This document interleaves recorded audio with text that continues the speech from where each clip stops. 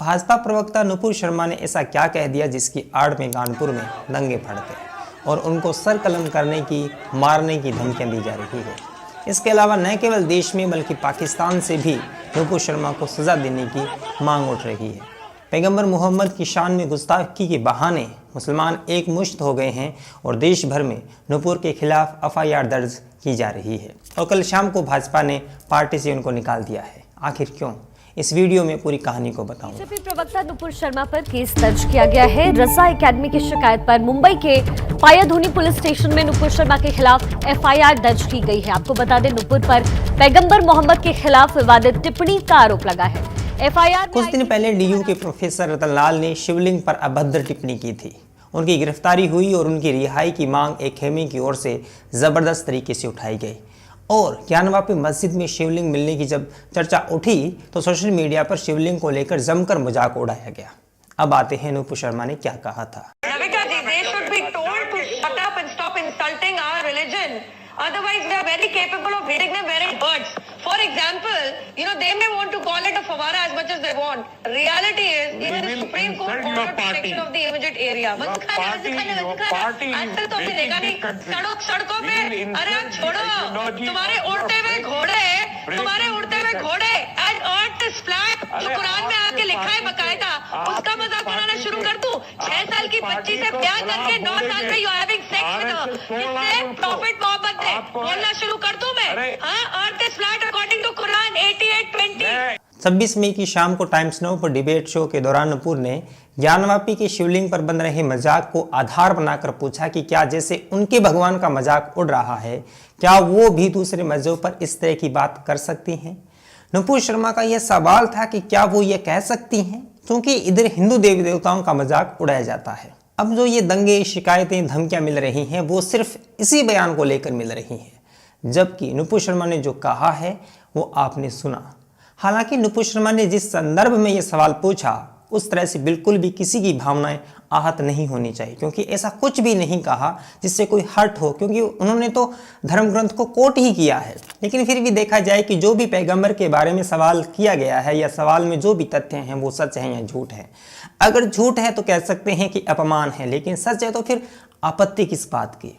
हदीस इस बात की तस्दीक करती हैं कि हाँ, मोहम्मद पैगंबर ने 6 साल की आयशा से शादी की थी। दिलचस्प बात यह है कि इस बात को लेकर कोई भी मुस्लिम गलत भी नहीं ठहरा रहा, क्योंकि यही इस्लामिक धर्म ग्रंथ में लिखा है और उनके धर्मगुरु स्वीकार भी करते हैं। This sign says, there's a hadith in Bukhari that Prophet Muhammad, peace be upon him, married Hazrat Aisha, may Allah be pleased with her, at the age of 6 and consummated the marriage at the age of 9. Nupur के इस video के बाद में alt news के सह संस्थापक मोहम्मद जुबैर ने नुपुर पर पैगंबर मोहम्मद का अपमान करने का आरोप लगाते हुए एक ऑनलाइन कैंपेन चलाया। इसके बाद कट्टरपंथी नुपुर को उनके परिवार को जान से मारने और रेप की धमकियां देने लगे और ओवैसी से लेकर आरफा और आरफा से राणा आयुब तक सब नुपुर शर्मा पर टूट पड़े कि देश के प्रधानमंत्री, आप अपने नेशनल स्पोक्स पर्सन के खिलाफ एक्शन लीजिए।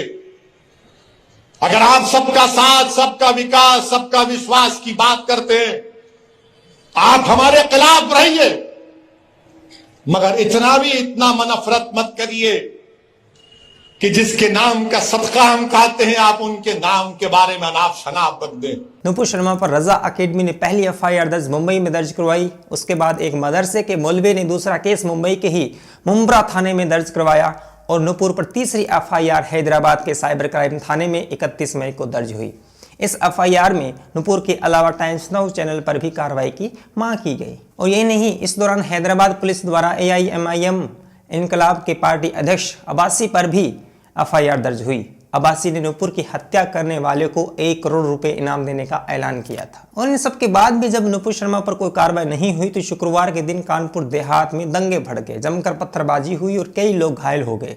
जबकि ये घटना तब हुई जब कानपुर में प्रधानमंत्री मोदी, राष्ट्रपति कोविंद और मुख्यमंत्री योगी आदित्यनाथ मौजूद थे। इस पत्थरबाजी के पीछे की मंशा और मकसद स्पष्ट है जो दिख रहा है।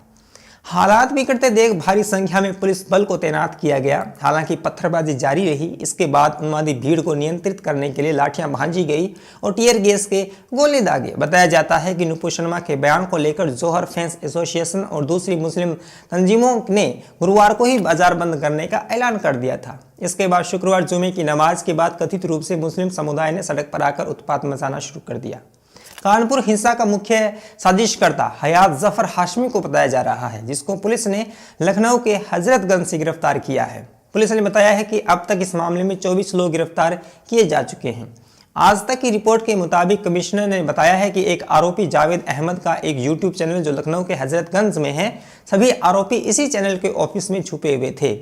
उसके बाद यहां से मुख्य साजिशकर्ता हयात जफर हाशमी के अलावा जावेद अहमद खान, मोहम्मद राहिल और मोहम्मद सूफियान को गिरफ्तार कर लिया गया। यहां तक कि हयात को पीएफआई की ओर से फंडिंग होने की भी बात सामने आई है। आरोपियों के पास से 6 मोबाइल फोन भी मिले हैं, जिनकी जांच की जा रही है। इसके अलावा इनके बैंक खातों की भी जांच की जाएगी और अब तक इस मामले में सीसीटीवी फुटेज, व्हाट्सएप मैसेज और वीडियो के आधार पर 36 आरोपियों की पहचान की जा चुकी है और सभी की जल्द गिरफ्तारी कर एनएसए गुंडा एक्ट के तहत कार्रवाई की जाएगी। साथ ही सभी की संपत्ति जब्त की जाएगी। पुलिस कमिश्नर ने बताया है कि उसने पूछताछ में 5 से 6 लोगों के नाम बताए हैं। आरोपी को कोर्ट में पेश कर 14 दिन की रिमांड मांगी जाएगी ताकि विस्तार से पूछताछ की जा सके। हालांकि इस बात को लेकर जरा भी आश्चर्य नहीं होना चाहिए कि इन दंगों, धमकियों और हमलों पर कथित लोकतंत्र के पहरेदारों, स्वतंत्र पत्रकारों और मानवाधिकारों के झंडबदारों की जबान बंद है। एक शब्द भी नहीं कहा जा रहा है कि आखिर इतनी असहिष्णुता क्यों।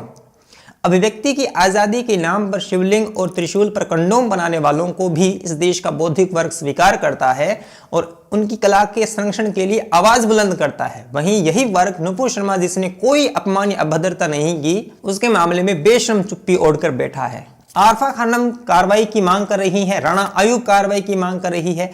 कुल मिलाकर ये पूरा गिरोह एक ही राह पर है, क्योंकि अन्य मामलों में तो बड़ी आजादी चाहिए, लेकिन इस्लाम से संबंधित बात आती है तो संविधान और कानून किस बात की मूली। सबके भीतर का मुसलमान बाहर आ जाता है। और वहीं रतनलाल के मामले में इनकी अलग ही राय थी, जबकि उसने शिवलिंग पर अपमानजनक टिप्पणी की थी। मैंने उस वीडियो में भी ठीक यही बात कही थी, जो आशंका जाहिर की थी, ठीक वही हो रहा है। लेकिन एक मामले में सर तन से जुदा हो जाता है, वहीं दूसरे मामले में संवैधानिक तरीके से भी अगर कार्रवाई की मांग की जाए तो फासिस्ट हो जाते हैं। कमाल की बात है। ये एक विचित्र विडंबना है, एक किस्म की धूर्तता है जिसे वो समझते हैं, जानते हैं, लेकिन एक समाज को हद से अधिक उकसाने का एजेंडा उसके मूल में है। और ये सच ही हुआ। पहले जुबैर नाम के इस्लामी कट्टरपंथी ने इस मामले को हवा दी, सोशल मीडिया पर इकोसिस्टम ने बवाल मचाया, सुनियोजित दंगे हुए और फिर अरब देशों ने इस बात पर आपत्ति जताई और दुनिया की सबसे बड़ी पार्टी झुक गई। उसके बाद बीजेपी की ओर से एक बयान आया जिसमें सभी धर्मों के सम्मान की बात कही गई और कुछ ही देर बाद नुपुर शर्मा और नवीन जिंदल को पार्टी की प्राथमिक सदस्यता से निलंबित कर दिया। कुल मिलाकर कहा जा सकता है कि पार्टी ने नुपुर को अपने हाल पर छोड़ दिया। एक समुदाय अपनी कट्टरता के कारण कैसे एक तंत्र को बंधक बना सकता है और अपनी नाजायज चीज को मनवा सकता है, इसकी यह नज़ीर है और यह बार बार साबित होता आया है। इसमें कुछ भी नया नहीं है। इन दंगाइयों को शह देते रहेंगे कथित स्वतंत्र पत्रकार और ये बौद्धिक वर्ग, और ये देश देखता रहेगा। बताइए वीडियो कैसा लगा, ज़रूर सब्सक्राइब करें, मुझे सपोर्ट करें और चैनल पे नए हैं तो सब्सक्राइब करें और लोगों के साथ साझा करें। मिलेंगे अगले वीडियो में, तब तक के लिए धन्यवाद।